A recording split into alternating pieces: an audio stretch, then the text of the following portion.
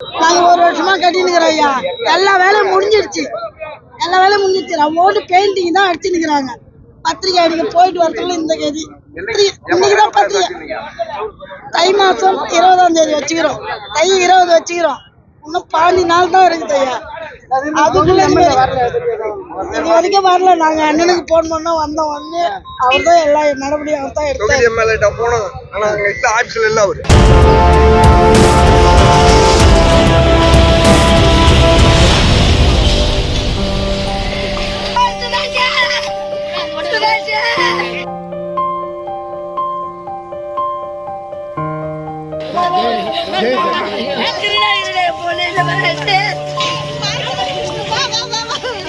Dia ada baju boleh